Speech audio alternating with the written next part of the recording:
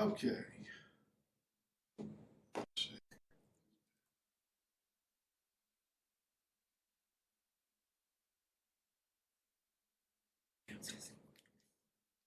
What do you see up here?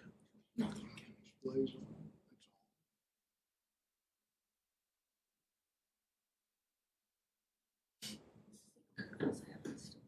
Okay. Okay, we're on PC. I don't have any exams. Okay, while you're, now those are both dead.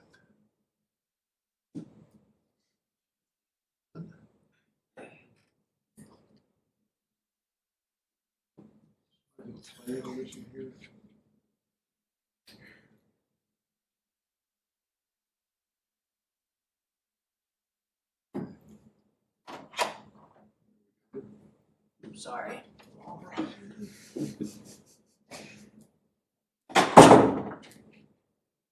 All right, very quickly, they had a get together over at the University of Georgia where they invited their advisory board in. And one of the panels that they had, this particular panel had artificial intelligence company, media company, KPMG, Piedmont Healthcare, and a couple of others. So they were at the table, and my mentor over there was the moderator. And it said here, while the whole discussion of the meeting was generative AI. While panelist industries differ, all are widely using generative AI tools, GPT, Gemini. By the way, Gemini 3 just came out, yesterday? Claude and so forth, to increase personal productivity. The companies, all of these companies together, have moved beyond the pilot stage and have a variety of enterprise generative AI applications as well. Who AI, never heard of Who AI, offers a product that listens to an interview and recommends follow-up questions for the interviewer.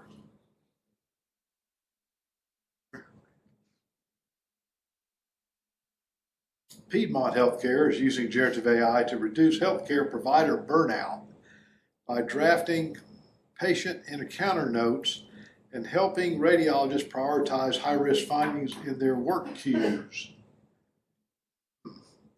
Imagine X Digital has developed an agent to analyze service contracts with customers.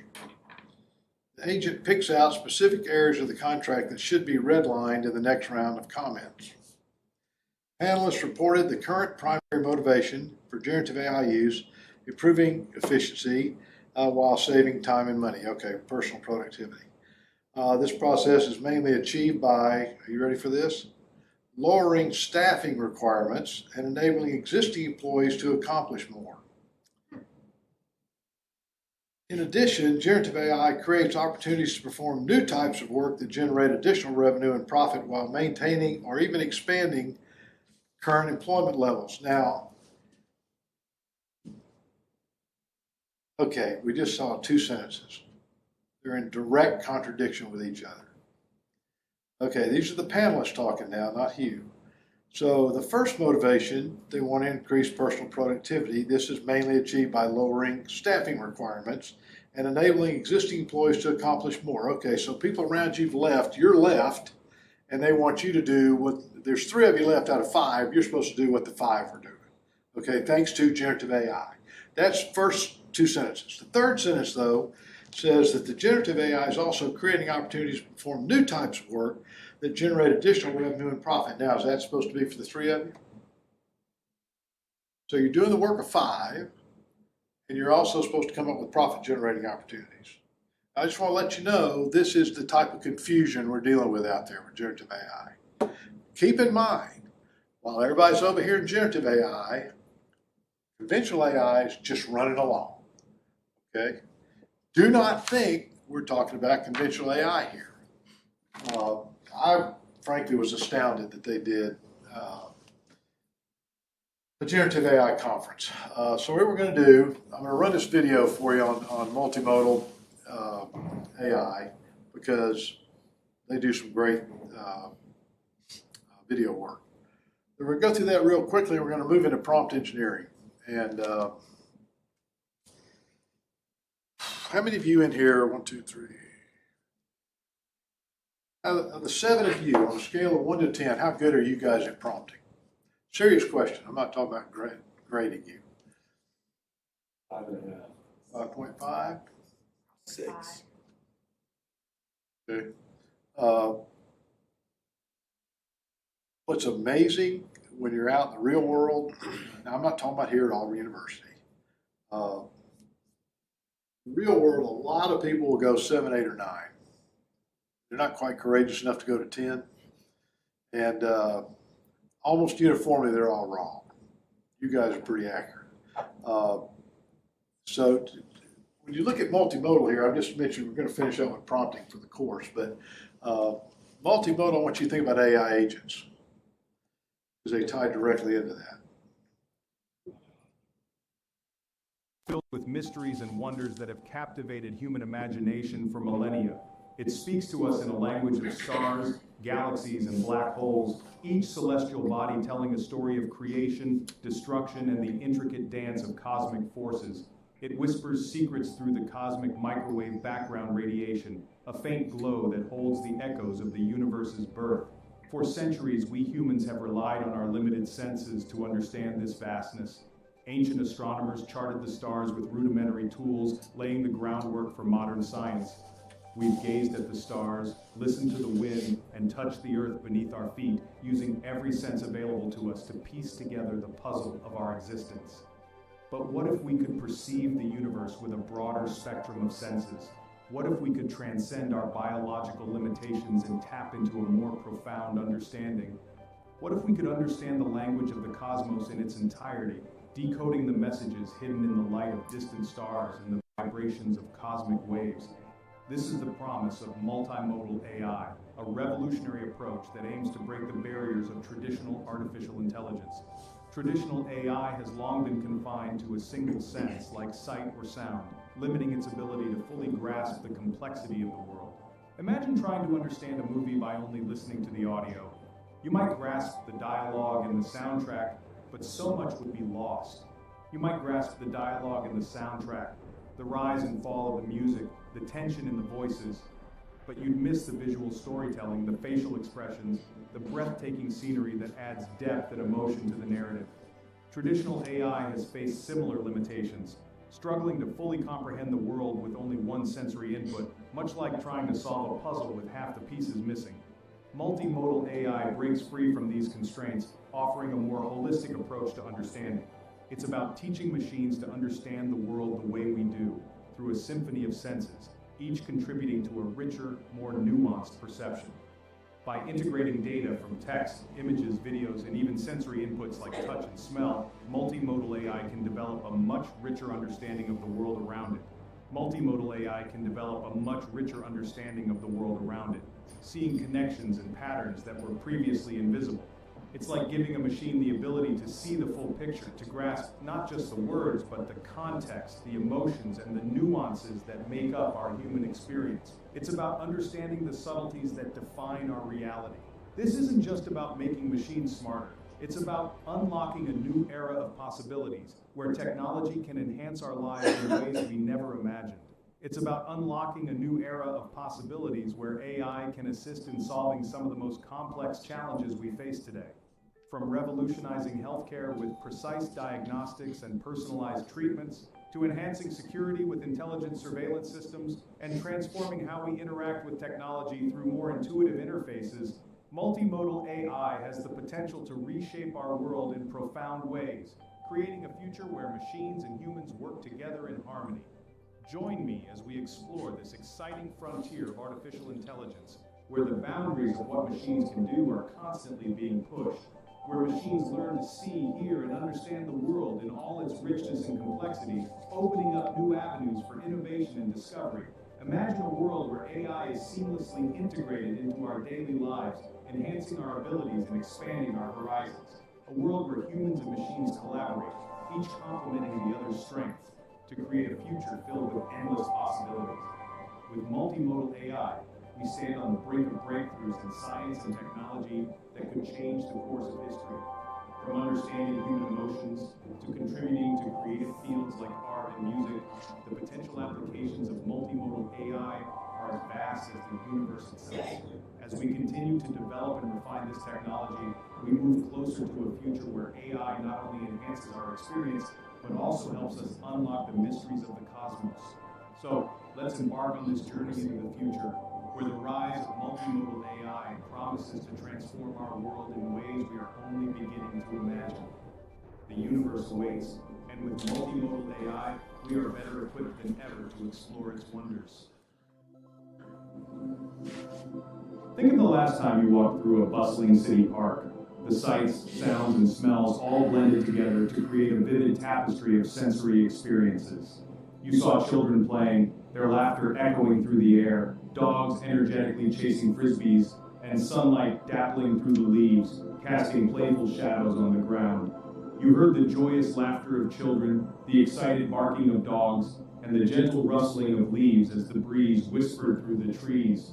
You might have even smelled the freshly cut grass, a scent that evokes a sense of calm and nostalgia, or the faint aroma of street food wafting through the air, tempting your taste buds. Your brain seamlessly integrated all these sensory inputs, creating a rich and coherent experience of that moment, allowing you to fully immerse yourself in the environment. Multimodal AI aims to replicate this remarkable human ability, striving to perceive and understand the world in a way that mirrors our own complex sensory integration. Just as our brains process information from multiple senses, multimodal AI systems are designed to ingest and analyze data from various sources simultaneously. This data can include text.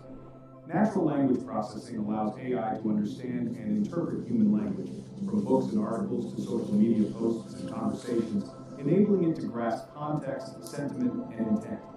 Images. Computer vision enables AI to see and interpret images, identifying objects, scenes, and even emotions within them. This capability allows AI to recognize faces, detect anomalies, and understand visual content in a nuanced manner. Videos. Combining computer vision with temporal analysis, AI can understand the dynamic content of videos, recognizing actions, tracking objects, and interpreting events over time.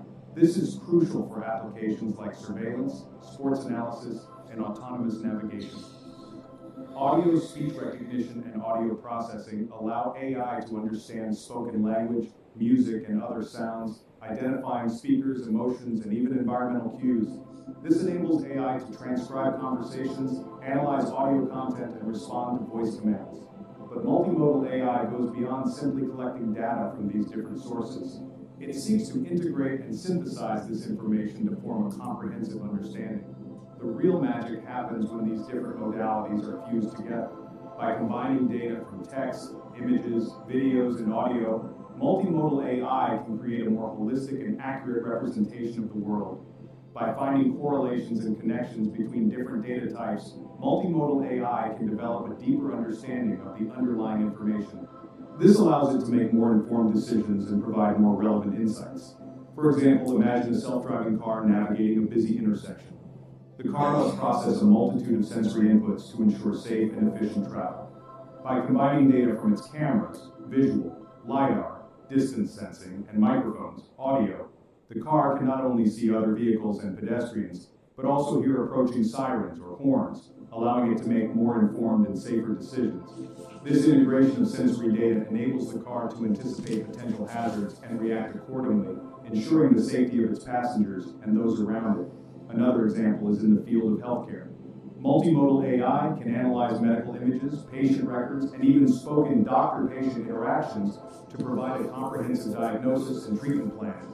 By integrating data from various sources, AI can offer more accurate and personalized healthcare solutions.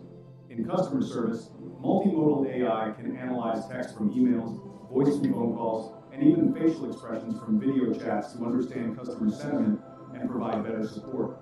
This holistic approach ensures that customer needs are met more effectively. In education, multimodal AI can track student performance through written assignments, spoken presentations, and even engagement during video lessons. This allows educators to tailor their teaching methods to individual student needs, enhancing the learning experience. As multimodal AI continues to evolve, its ability to perceive and understand the world will become increasingly sophisticated. This will open up new possibilities and transform industries, making our interactions with technology more seamless and intuitive. Ultimately, the goal of multimodal AI is to enhance human capabilities, allowing us to interact with technology in ways that feel natural and intuitive. By mimicking the way our brains process sensory information, multimodal AI has the potential to revolutionize the way we live and work. From self-driving cars to personalized healthcare, from customer service to education, multimodal AI is poised to make our daily experiences richer, more efficient, and more enjoyable. The future of AI is not just about machines that can think, but about machines that can perceive and understand the world as we do. As we continue to develop and refine multimodal AI, we move closer to a future where technology seamlessly integrates into our lives, enhancing our abilities and enriching our experiences. The journey of multimodal AI is just beginning, and its potential is boundless. Just like humans learn from a variety of experiences, whether it's through reading, observing, or interacting with the world around them, multimodal AI thrives on diverse and abundant data. This means that the more varied the data, the more robust the AI's learning process becomes.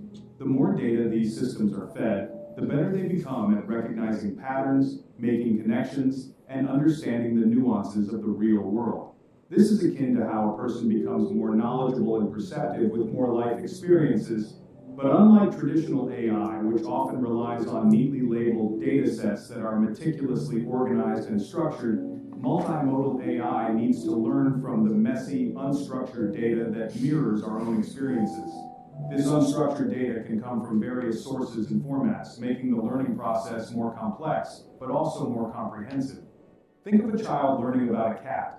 The learning process is not linear or confined to a single source of information. They don't just see a picture in a book and memorize the word cat. Instead, they gather information from multiple sources. They see a furry creature with 4 legs, hear it meow, and observe its behavior in different contexts.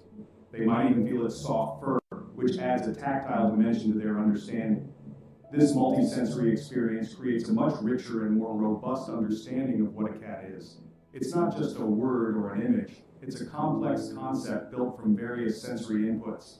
Similarly, training multimodal AI involves feeding it massive data sets that include a mix of text, images, videos, and other sensory data. This diverse input allows the AI to form a more holistic understanding of the concepts it is learning. For instance, an AI designed to understand medical diagnoses might be trained on a data set that includes a wide range of medical information. This could involve medical textbooks and research papers, which provide foundational knowledge and theoretical understanding. It would also include X-rays, kinetic scans, and MRI images, offering visual and diagnostic data that are crucial for accurate medical assessments.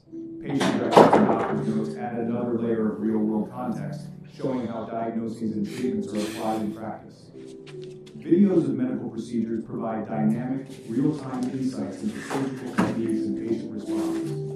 By learning from this diverse range of data, the AI can develop a more comprehensive understanding of diseases, symptoms, and treatment options. It becomes capable of making more accurate and nuanced medical decisions. It can even learn to identify subtle patterns and correlations that might escape human observation, potentially leading to breakthroughs in medical research and patient care. However, training multimodal AI also presents unique challenges. The complexity of integrating and processing such diverse data cannot be underestimated. Aligning data from different sources is a significant hurdle.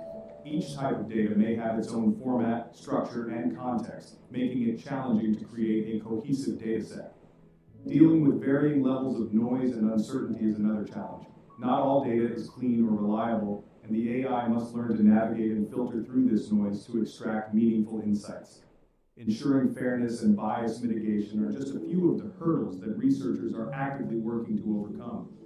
Bias in data can lead to biased AI, which can have serious ethical implications.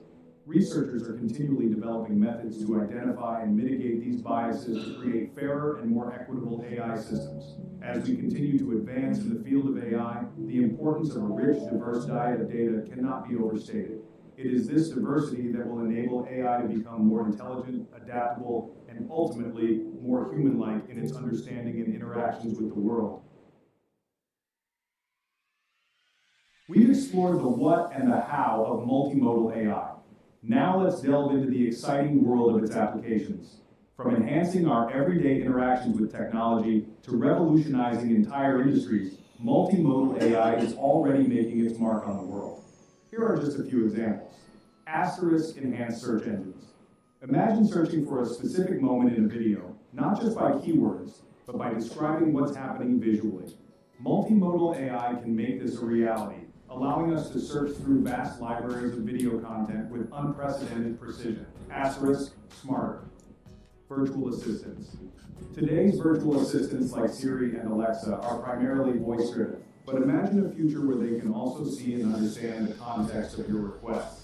Need help finding your keys? A multimodal AI assistant could analyze images from your smart home camera to pinpoint their location.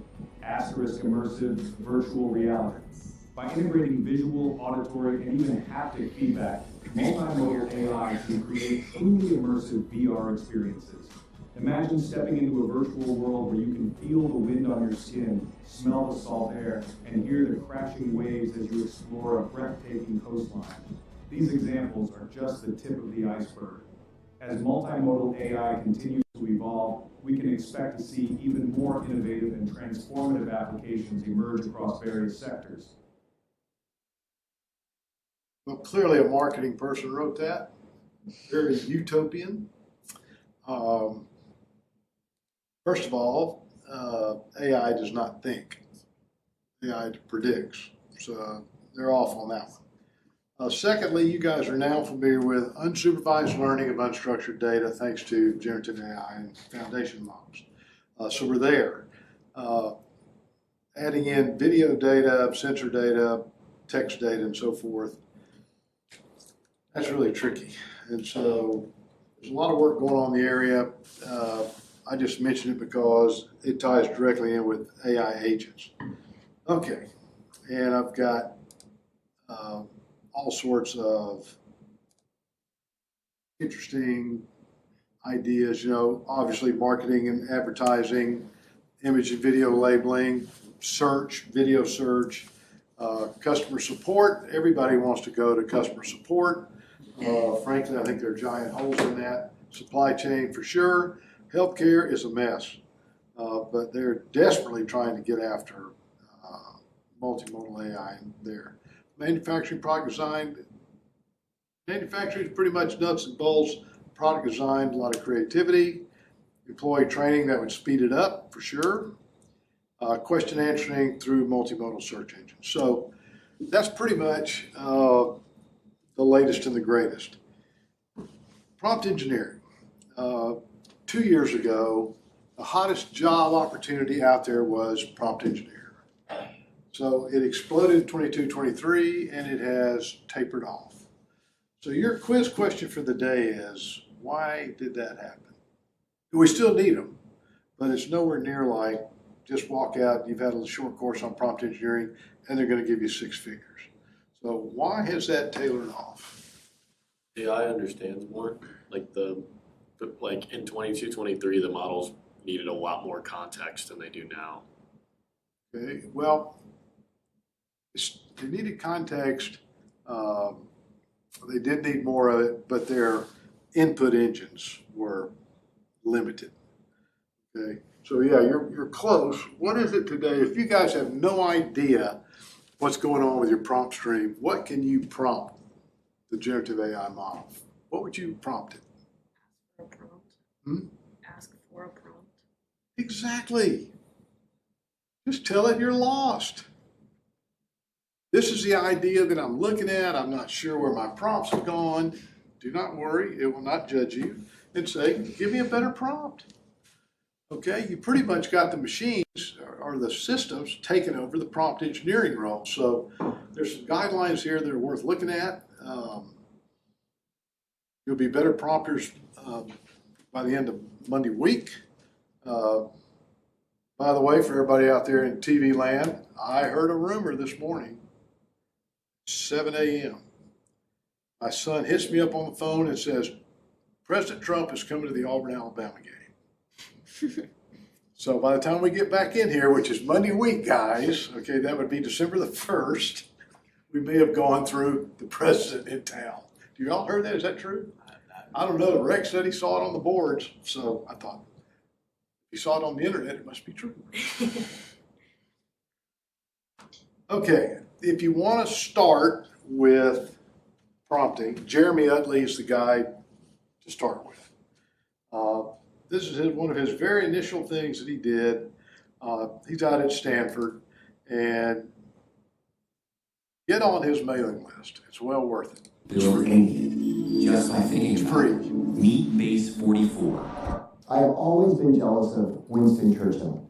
There's a quote, by the way, the history of innovation is the bed, the bus, and the bathtub. It's always these moments when we're not really thinking about work, we're kind of doing something else, that good ideas come to us. Winston Churchill is sitting in the bathtub, and he's dictating a national address to his assistant, who's in the other room. She said, "Distinguished ladies and gentlemen," don't call them distinguished, they're not this is the Gary Oldman version, they're not distinguished, "Dear ladies and gentlemen, we have gathered together, get to the point, And I'm watching this going, I would give anything to have an assistant who understood my context and my voice and my intent well enough that I could sit in the bath and they could write my speech.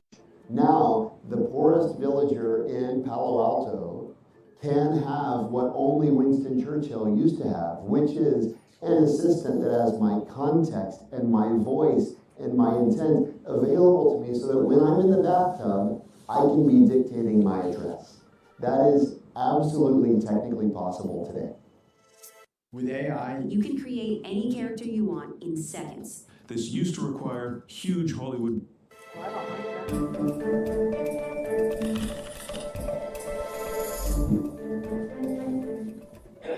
I'm Jeremy Utley. I'm an adjunct professor of creativity and AI at Stanford University. All right, very quickly refer back to when I put the continuum up here, where over here's crutch, where you basically are not adding any input to the equation and you're copying and pasting the outputs. And over here's colleague. Okay, Jeremy's in the colleague space, which we're all going to need to be. I've been teaching at Stanford for the last 15 years at the intersection of creativity, innovation, entrepreneurship, and now increasingly artificial intelligence. And the topic that I'm most focused on right now is helping non-technical professionals learn to be good collaborators to or with generative AI. And then 2 years ago, myself and my partner at the time, Perry Claiborne, wrote a book called Idea Flow, which was the canonical book on idea generation and prototyping. So super proud of that. It was the culmination of a dozen years of leading executive programs and the leadership program and the entrepreneurship program at Stanford. And 1 month after our book came out, ChatGPT came out. To me, the fact that I wrote the canonical book on idea generation just prior to AI is like writing the best book on retail just before the internet. AI is a tool to dramatically augment and amplify our creativity, and the truth is, I didn't know a lot about it when the book came out. So 1 month after my book came out, instead of going on a world book tour, I strapped myself back into the front row as a student and said, I need to be learning about this transformative new technology. So I started taking classes, I started conducting research, I started working with and studying teams inside of organizations using the tool to understand the simple question, how does generative AI impact the individual and the team and the organization's ability to solve problems? You can give an AI a prompt. For example, how should I answer this question? Or you could give an AI the question, I want to ask how I should answer this question. What's the best way of framing that question to an AI? So you see what I did there? I asked AI for how to ask AI my question. But you can use AI to use AI, which is, you couldn't use Excel to use Excel.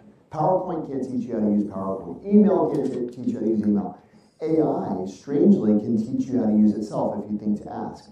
Go to your language model of choice and just say the following. Hey, you're an AI expert. I would love your help and a consultation with you to help me figure out where I can best leverage AI in my life. As an AI expert, would you please ask me questions, one question at a time, until you have enough context about my workflows and responsibilities and KPIs and objectives that you could make two obvious recommendations and two non-obvious recommendations for how I can leverage AI in my work. You will have one of the most enlightening and illuminating conversations you've ever had, and it's all because of AI's ability to evaluate its own work. If you don't believe creating SOPs can take seconds instead of hours, you haven't tried Scribe. Check out the thousands. What I've seen is non-technical employees are able to do incredible things. Here's one example. The National Park Service called me and asked me if I would conduct a training program for a bunch of backcountry rangers. So they gathered a group of about 60 backcountry rangers and facilities managers into a training session. And I spent a couple of hours over Zoom teaching folks the basics of collaborating with AI. One of the people in that session was a gentleman named Adam Reiner, who works at Glen Canyon National Park. And one of the things I say is, you should focus on parts of your work that you dread, parts of your work that you don't enjoy, that you think, oh, I have to do this again. And Adam said, if I have to replace the carpet tiles in the lodge, so I have to fill out all of this paperwork. And so to replace a carpet tile will sometimes take 2 or 3 days of paperwork. Then he thought, could AI help me write that paperwork? And in 45 minutes, he built a tool with natural language that saves him 2 days of work every day he makes a statement of work. And then listen to this. Someone got access to that tool and shared it across the other parks. There's about 430 parks in the service. The National Park Service is estimating that the tool that Adam built in 45 minutes is going to save the service 7,000 days of human labor this year. That's the kind of impact that normal professionals can have even without any technical ability, if only they're given very basic foundational training. People are wanting to learn AI and how it can be transformative for their business, but they don't have the basic language.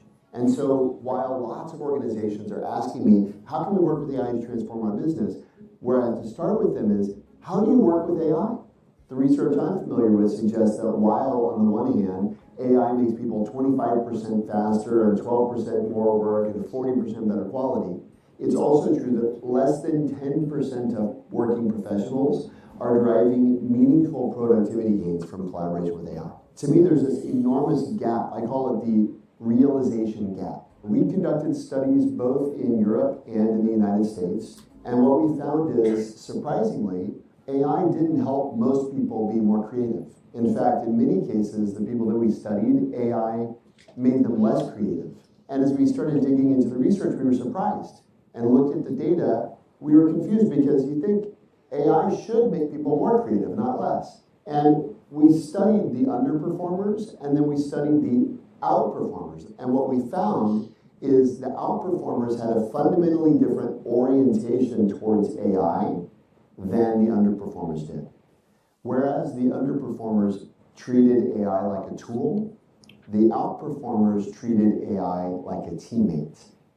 And shifting your orientation from tool to teammate changes everything about the kinds of outcomes that you can achieve working with generative AI. A simple example is, what do you do when it gives you mediocre results? If it's a tool, you get a mediocre result, and then maybe you improve it, or maybe you say, it's no good at doing that. If it's a teammate who's given you a mediocre result, think about the last teammate who gave you work product that wasn't sufficient. You gave them feedback. You gave them coaching. You gave them mentorship. You helped them improve it. And so what we found is the people who treat AI like a teammate coach it and give it feedback, and importantly, get it to ask them questions. The fundamental orientation a lot of people take towards AI is, I'm the question asker, AI is the answer giver. Excuse me, sir, how old were you when you made your first million? What is this for? We're trying to get advice for the younger... But if you think about AI like a teammate, you say, hey, what are 10 questions I should ask about this? Or what do you need to know from me in order to get the best response? So things, for example, like you have a difficult conversation coming up with a coworker. Did you know you could leverage a large language model to role play that conversation? You can get an AI to interview you about your conversation partner and then construct a psychological profile of your conversation partner and then play the role of your conversation partner in a role play and then give you feedback from the perspective of your conversation partner on how you approach the conversation. That's something you can do today. And there are many things like that. I call them drills, but there are many things like that where if someone will just shift their consideration set of what are the things I can do with AI, they end up discovering applications that I've never even dreamed of. I've been doing this stuff for 2 years, and my students are regularly coming to me with use cases I've never imagined that landed them in a destination I could have never predicted, and they could never have predicted. For me, I never thought about myself as a creative individual. Now I fully and fundamentally believe every single human being has innate creative capacity. Every single one of us. What the diesel has helped me do is unlock others. Everyone has this latent creative capacity. Once I was teaching a class with a hip-hop artist named Lecrae. He's a multi-time Grammy award-winning artist, and he and I are teaching a class to graduate students at Stanford, and we're giving them the assignment, you've got to go get inspiration in the world. And what I can see is, it's like looking at myself in the mirror 10 years ago, because all of the business school students in the class are going, inspiration? And I just felt, Lecrae is clearly the creative legend in the room. I said, Lecrae, what do you think about inspiration? And of course, as only a hip-hop artist could do, he dropped a bar. He said, inspiration's a discipline. And I realized in that moment, for these students, it's not even on their radar as a tool, let alone a routine part of their life. But the most wildly creative individuals I know are disciplined about cultivating the inputs to their thinking because they know it affects the outputs of their thinking. And so even in regards to AI, I push people, what is the inspiration you're bringing to the model? Everybody has the same access to the same ChatGPT. How do I get a different output than you do? It's because of what I bring to the model. And what do I bring to the model? Certainly I bring technique, but I also bring my experience, I bring my perspective, I bring all the inspiration I've gleaned from the world. That's what gets a user a differential output from a model. A 7th grader in Ohio, who I don't even know what her name is, but her teacher asked, what is creativity? And she put a post-it note up on the board that says, creativity is doing more than the first thing you think of. And that's my favorite definition because it speaks to a profound cognitive bias that we hold. It's been called functional fixedness, it's been called the Einstein effect, but the basic premise is humans tend to fixate on an early solution and be satisfied. Herbert Simon called it satisficing. But it's the idea that if we get to good enough, it's enough. And that's why I love that 7th grader's definition. Creativity is doing more than the first thing you think of. It's pushing past good enough. Is the definition of creativity changing in the age of AI? I don't think so. The reality is with AI, it's now easier than ever to get good enough. If your goal is world-class, if your goal is exceptional, then what you want to be prompting for is actually volume and variation. And that takes time.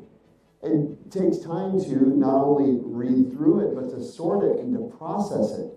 But fundamentally, the definition of creativity doesn't change in the age of AI. It's just that the human's ability or inability to arrive at a creative state is affected not only by the technology, but also by their stated or unstated objectives in collaborating with it. Creators don't need to be afraid of AI. Creators need to dive in, they need to lean in. Creators are about to be unleashed in a way they've never been unleashed before. The only correct answer to the question, how you use AI, is I don't. I don't use AI. I work with it. When you start working with AI, it will change everything.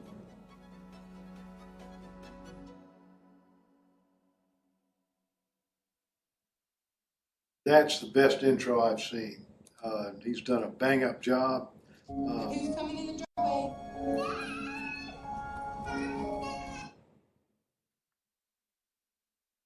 What you want to do, if you want to see that yourself, go to YouTube and just type in Jeremy Utley, Utley. And it'll come up as how Stanford teaches prompting, introduction to prompting in 13 minutes. He's got a newsletter. I highly recommend it. All right, right on YouTube, what I did, I just typed in Jeremy Utley's name. Do Jeremy Utley or Jeremy Utley AI, then you'll get right here. He's got an hour-long thing here, AI Nights Human Creativity. I highly recommend that. I really do. But this is the tube clip that I was on, how Stanford teaches AI-powered creativity in just 13 minutes. Look, the bottom line of that thing is, what do you bring to the table? It's a tool. You got a hammer. Everything looks like a nail. You guys have to think your way through this like he's talking about.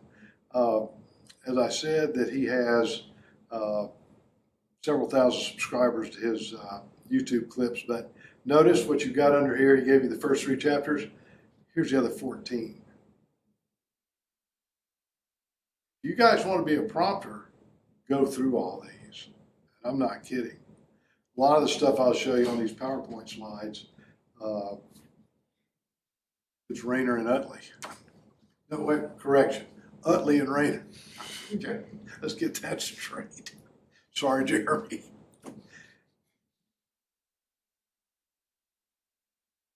Okay, the place where Linda and I get our haircut, the receptionist there is over at the Onion, Southern Union.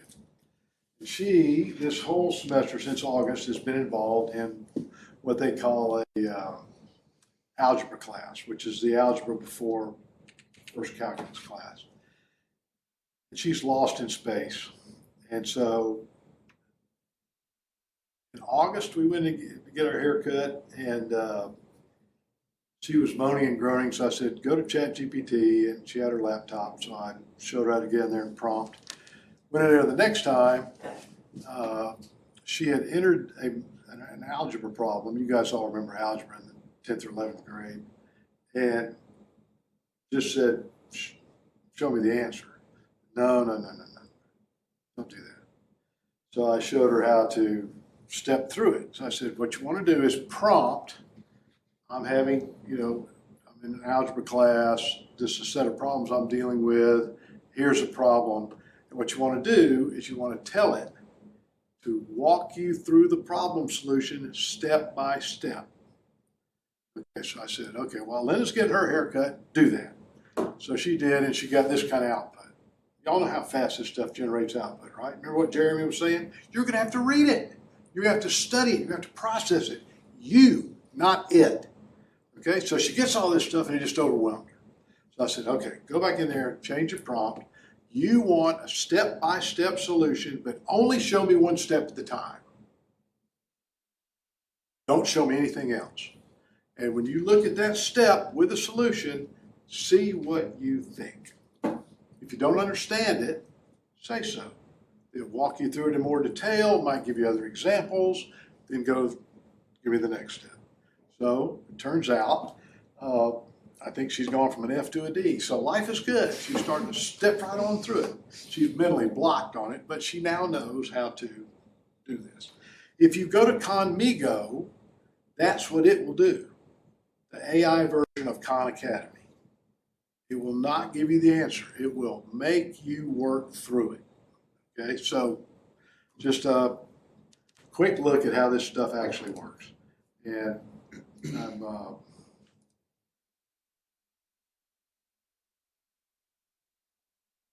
what you're doing, you're refining these prompts. So if you'll notice when it says here, I put this on here purposely, like me.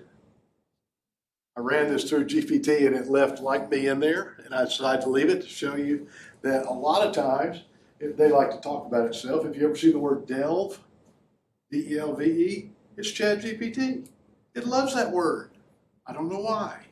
So yes, it's a valuable skill. You guys all know this. Remember we talked about the democratization of generative AI because of prompting, okay? And of course, human communication, machine learning. That's great. And of course, this increased productivity, we went through that. It's turned out to be a fiasco as far as laying people off. It will let you become more intuitive if you let it, if you treat it as a colleague or a teammate. But, and don't forget, we're going to come to this, you can tell it what role you want it to take. Act as a colleague, act as a teammate, act as my boss, act as, remember you said you wanted that thing to script out an uncomfortable conversation? Act like an employee who's disgruntled, okay, and wants a pay raise, that sort of thing. So, you know, you can make some money doing this, but as I said, we now are into the era of meta prompting, META prompting, where the system will give you better prompts. Okay, so you got to get words and phrasing. That's fine. Specific instructions. This, I'll tell you this, I left this up here because this was the initial look at prompt engineering. So of the 5, which one of those 5 is still useful? 3, no question. You put constraints in there. You can tell the system what you want. You know, be my mentor, be my teammate. We'll get back to few shot and zero shot. But words, phrasing, you can literally work with it about that. Specific instructions, it'll literally read what you want to do. And so it's interesting here. You've got common sense prompting and professional prompt engineering. Okay, I can go along with this. Casual writing, professional copywriting. All this means is you can save yourself some time here if you know about prompt engineering. If all you do, you walk into it naked and you're doing common sense prompting, the new versions will certainly help you get to where you want to be. So it's very good they've gotten more powerful in one way, not so good as far as employment. Now, what they will do, you know, if you're doing this on a personal basis, you're not going to do this. But doing this for a company, that's when you get prompt variations. You test your prompts. What exactly are you trying to do here? You're trying to come up with a template for your company. That almost short circuits generative AI. It almost short circuits creativity. And that is a very large contradiction to me. You're always going to get edge cases, which is great. As a matter of fact, ask it. You're working through a system, just ask it, have I missed anything? Is there an edge case I haven't thought of? Or better yet, give me some edge cases. Of course, you refine your results naturally. Now, this is what I've been preaching all semester, document your prompt streams. It's going to save you a lot of trouble, believe me, and a lot of time. Okay, now back to companies. You know, Morgan Stanley, financial house, what they really want to do is try to standardize their prompts for financial advisors, so of course, for legal and regulatory. And so they got the framework, they go through their documents, and they tested their prompts, notice, to consistently retrieve the most relevant insights. So my guess is their advisors now have prompt templates. I'm not sure how many companies have done that already. Certainly the big ones are moving in that direction. Now, we've just about blown window sizes out, the amount of information you can give to things. If you guys are on the pay for play, you know, the $20 a month for the plus, you know, the ultimate version, it'll take, Claude 4.5, GPT 5.1, it'll take huge numbers of tokens. The images, PowerPoint slides, text, full intermediate accounting problems like we talked about. You know, those big ones they're taking intermediate accounting, it'll take them all. All models that I've seen right now will handle reasoning and recall. Then of course, if you're deep into it enough to worry about model architectures, you can concern yourself with that. Personally, I would just basically say this is company-wide, but not personal. And then you have the usual questions about, you know, when you're dealing company-wide like Morgan Stanley was, you know, how important is this? It's not important for us. Now, Spotify decided what they wanted to do is they had they were looking at large language models and they wanted to see user-generated content. And so GPT handled policy interpretation, didn't handle multilingual real well, so they came up with model-specific templates. I wonder if that's still going on. Okay, I put it out there for all of us, it doesn't matter. I will tell you a trick. If you've got split screens, put GPT on one, Claude on the other. Give it the same prompts. Give the two models the exact same prompt and see what happens. Okay, or you can work it another way. Give GPT the prompt, see what comes out in the output, copy that output, put it into Anthropic's Claude and say, what do you think? You will not believe what you get. It'll speed you up. I'm not kidding. You'll get different answers. You'll get a lot of subtleties. You'll get depth. And every now and then you're going to get really confused. And that's good because you go back in there and say, how did you reach this? Okay, so we talked about the structures. Salesforce naturally goes into their Einstein mode, and what they want to do is they're working for machine learning assistants. Okay, that's great. Naturally, they're doing customer relationship management. That's their thing. And what they really want to bring to speed their non-technical teams, because remember, democratization of generative AI. And then this is pretty much technical here. Let's don't worry about that. JP Morgan came up with their, again, financial analytics, and what they wanted to do is analyze financial documents. What's fascinating here is once you have this coming out, then you turn the doc, you don't say a word to the people, you just hand them the financial documents and compare what they do with what the system did. And that gets to be really interesting, natural language processing. So let's get on down to this stuff. So much. Okay. You're looking at a prompt, you're treating it as a colleague, and you say, what am I missing? So here's a draft, say of an email or a letter or a white paper. What blind spots or missing pieces should I consider? Then you could tell it to create a one-page cheat sheet, quick definitions I can review. This is great for students here. Now, one of my undergraduates put this in here, find the best haircut for my facial shape. I had not thought about this. They took a picture and put it in there and wanted to know about their haircut. I must admit, like Jeremy, that was kind of new to me. So I did the same thing. Said my hair looked great. Y'all don't know about this stuff, do you? Okay, a recurring task. Okay, this is great. If you want to update every morning of the weather forecast, and if you can't find it yourself, that's fine. But what's interesting is they took the weather forecast here and started talking about traffic issues and public transport disruptions. Now this gets important, and we'll stop right here. If you're going to do something that's complex, break that thing up. It's like I said with that young lady doing that math problem. Just tell it to go step by step. It's a whole lot better for the human because you're going to get masses of output. And you guys have done this. It's no problem to get 30 pages of output out of GPT in 20 minutes. And so step by step works really well. In this particular case, they've told the system to be the web design partner. Okay, I want to develop a personal website. Take me through it step by step. Now, you got two choices. It'll walk you through it step by step in a complete fashion, or tell it to stop after each step. Okay, so you can look at it. All right. Have a good Thanksgiving. December the 1st will be the last day in here. Okay.